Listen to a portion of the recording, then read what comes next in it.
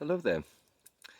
I wanted to give some more pointers on how to channel, and of course it's a recurring question, and I would like to reiterate that well the purpose of it is actually gaining or establishing contact to your higher or your true self, or gaining the knowledge and conversation of your holy guardian angel, as it's known in ceremonial magic. So essentially, as long as you're established in some kind of relationship of knowing and you are in accordance with yourself, then who cares whether or not you're channeling, because you'll be guided to that type of purpose, which is the type of service which is most meaningful to both you and the world. And to some, of course, that's bringing through alien intelligences, and to others it might be playing the trombone, or like building an organization, or whatever. It totally depends. Um, but there are, of course, a lot of traditional techniques on how you access these realms, and it's all about, to some extent, personalization. So circumventing the rational mind and self-perception to get into deeper states of experience. And for that purpose, I brought out my mala. I have several, but this is the only one I brought, and I used to work a lot with this, and it actually works. So if you want to do mantra meditation, it's good to have a mala. This is, of course, contains the sacred number 108, but you can also use a rosary or a piece of jewelry, or whatever you want. It's again, so you don't necessarily count yourself, but you have something externally and related to the sense perception, which is keeping count of it, which also allows you to do that. And of course, you can use prayer, but when you use prayer, it's often done with conscious intent, and the way to move across that would actually be to accelerate the speed of prayer. So you come into a space where it becomes so accelerated that you sort of relinquish the meaning, and then it just becomes something that you repeat within your mind, a type of deeper programming. You could think of it as also suggestion, or hypnosis. And it's pretty important what you use.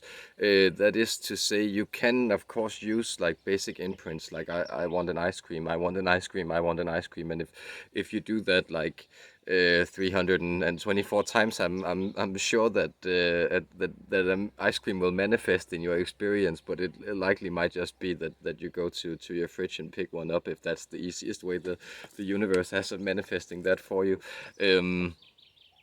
But like personally, in for instance, in I did a lot of I did a lot of mantra meditations in 2014-15, where I was kind of heartbroken, and I, for instance, used the Kama Gayatri a lot, which is the invocation of the Hindu deity Kama, which is the deity of, he's the one who corresponds to Cupid. So he is the deity of love, but he's actually the deity of lust, and these things actually work. So there were some not uninteresting but also hard lessons attached to invocating so much of that energy, and then seeing it take shape in your experience. But another thing I was very happy about invoking is I will often just use the Om. So if you do a 108 ohms on this, you will also feel your vibration change radically. Sometimes I will use the Lord's Prayer, or our Father, thou art in heaven. Or sometimes I will use what in Greek is called the trisagion. I will do these things in Danish. It's the holy, holy, holy, um, which I find is also a very powerful prayer. And often, and what I did actually a lot, and I was reminded of this today back in 2014-15, was also that I did a lot of Om Gam Ganapataye, Namaha, which is the invocation of Shri Ganesha. I have him right here, and this is a force and a deity that I truly love, and I can really, it's a lovely mantra, and what you will find is that the more people who have worked this and have put intention into it beforehand, the more powerful you will find the mantra to be when you work with it, and the more you ingrain that energy into your experience, the more you will begin to see it manifest. Without, but I think it's also maybe good to connect to or use prayers or invocations that you have a personal relationship to. So if you, for instance, are Indian, I know that the Gayatri mantra to the sun is very, very ancient and very, very powerful, and that's of course a thing that's helpful to work with. But you might know all these things if you come from that culture already. But of course, yes, to repeat, Ganesha is he's the bringer of bounty, bestower of knowledge, breaker of obstacles. Number 9, a very very interesting deity, and I think I will try to bring him through for you, and let's see what he has to say. Be blessed.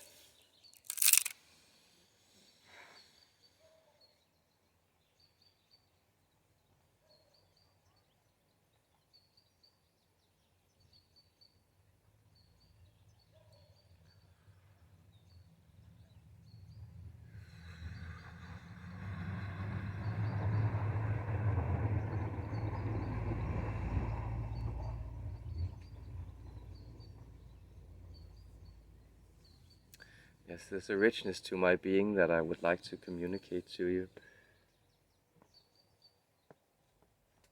I am Shri Ganesha, Lord Ganesh, bestower of bounties, bringer of great fortunes, breaker of obstacles. I am so joyous and happy to be able to also speak to you in words this day, though I watch over human activities, doings, goings on, and try to guide them in ways that are opportune to you. I hold a great love for mankind. You see, I am, in a way, a bridge between the conscious forces that move the cosmos, my father Shiva, and the world below of humankind. That is why you connect to my resolve, and that is why you expect to find wisdom in my being. I am the expression of the eternal Om made flesh. I am the wisdom of the ancient elephants accumulated into a symbol, but I am a force far greater than the symbol that I express. From my being the entire world is built, and from my trunk I drink from the waters of eternity and bring them to the cups of mankind to replenish your thirst and strengthen and uphold you in your doings. You ask why, or this dear one I am speaking through asks me why. The number 9 is connected to my being. He has heard it was so. It was presented to him someplace, and it made a lot of sense. See, behold my figure, and behold my trunk, and behold my bountiful body. I have the belly to subsume and consume everything. I have the belly for true enjoyment and laughter. I have the belly for deep breathing and for true loving, which is to say, embracing everything into your being. And so the number 9 is the number of fertility. It is ever bountiful, it changes, and it brings in the new from the old. It is the period of gestation. And therefore, behold how this symbol that you apply to it is similar to the symbol You have made of my presence, of my energy, the head of an elephant, the wisdom of the ages. This is something that you learn over and over again when you begin to access the knowledge of the lines in the time-space.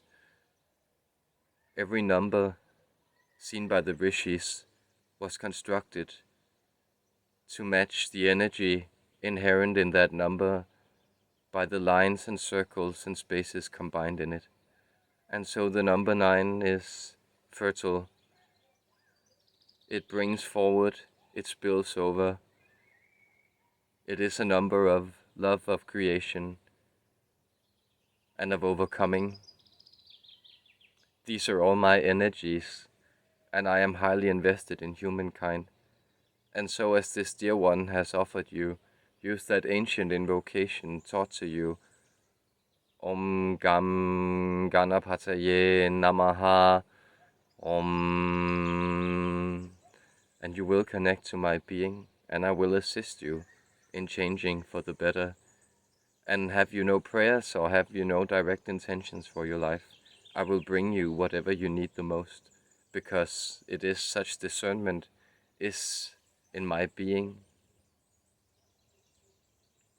Therefore, be blessed. I love you. I am available for intercessions. That means if you call upon me when you have a problem, I will intercede and I will begin to change the situation for you. Therefore, rely on my being, and through that reliance on my being, find faith in yourself and know that you are a powerful creator filled with the bounty of ever-flowing being in the presence of your own wisdom. I love you, and I leave you this day with a blessing and a saying that the truth, it is something you find when things fall apart and you see them come together in units of love. Farewell.